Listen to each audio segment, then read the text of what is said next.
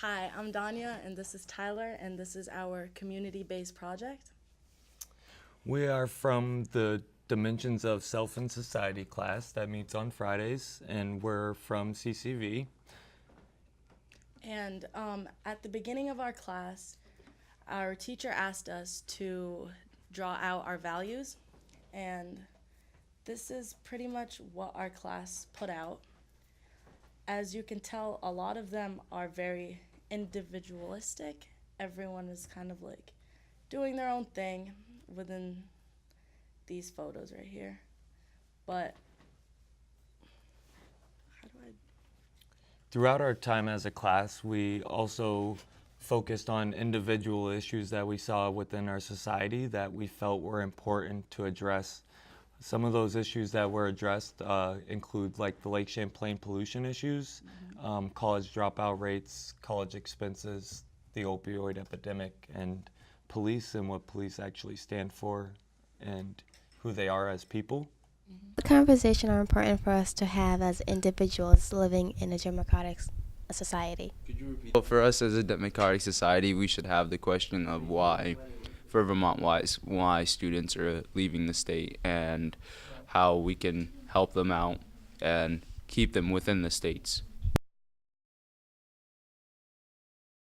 I think that we should not have them publicly just because of how some people may react. I think that many conversations are happening already in the state government as well as the federal level. So once they talk about it and maybe make it sound a little better for the public, I think then maybe we can publish some things in the news. But until then, I think they need to stay.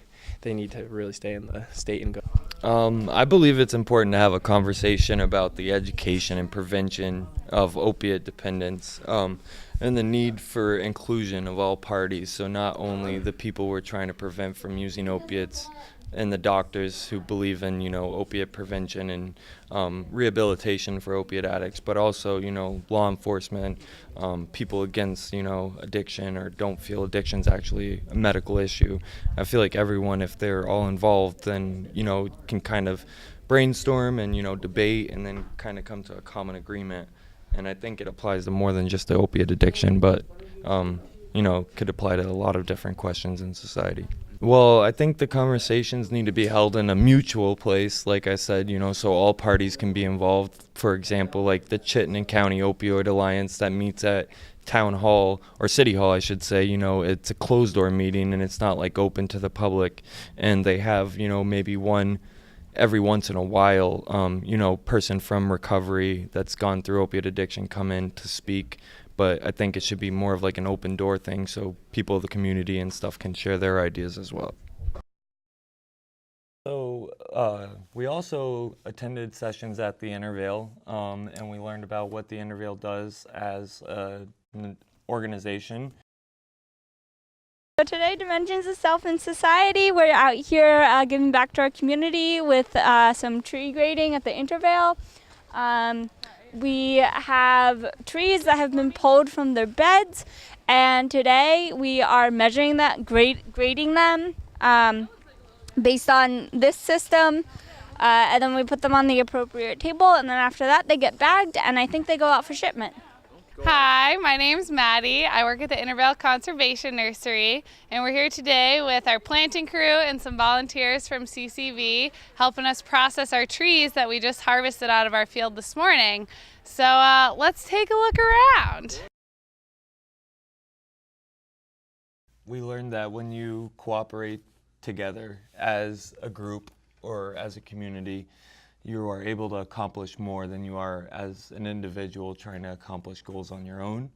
Learned a lot about their tree-based projects that they do, which are huge or have a huge impact on our society, and especially here in Vermont with saving some of our natural resources.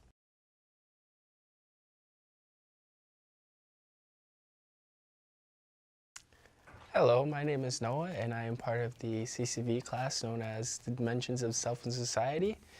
And here today I'm going to talk to you about a little bit of work that we've done and a poem that we read, specifically by Wangari Maathai.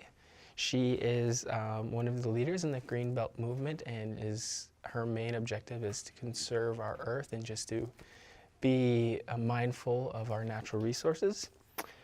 So what I have here is just a little piece of the hummingbird poem, which she wrote. It's a poem about a small little hummingbird. So the story of the hummingbird is about this huge forest fire that is being consumed, and all the animals in the forest come out, and they're very transfixed as they watch the forest burning, and they feel very overwhelmed, very powerless, except this little hummingbird. It says, "I'm going to do something about this fire." So it flies to the nearest stream and takes a drop of water, puts it on the fire, and goes up and down, up and down, up and down as fast as it can. In the meantime, as I said before, all of the larger animals are just watching as this little hummingbird is trying to beat the fire. So, as they're watching, the hummingbird they say to the hummingbird, "What do you think you can do? You are too little. This fire is too big. Your wings are too little. Your beak is so small that you can only bring small drops of water at a time." But as they continue to discourage it, it turns to them, the little hummingbird, and without wasting any time, it tells them, "I'm doing the best I can." And in Wangari's mind, she says to her, this is what all of us should do. We should always be like a hummingbird. We may be insignificant at times, but certainly don't want to be like the animals watching and not trying to help out and make a difference. So, as Wangari says, concluding her poem and summarizing, she says, "I will be a hummingbird and I will do the best that I can." So these pictures we drew on our final day, and it shows that we kind of got the idea of togetherness, and everyone is kind of coming together as a community to help and cause some change, some positive change for once, you know?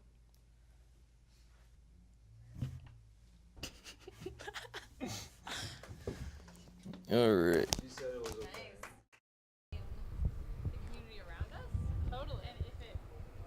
It's 50 degrees out, could be worse. My hands are getting a little cold, but you know, it's a good day. Starting with our own values, figuring out where they come from. And this is why they call it muddy waters. And that is all I have for you.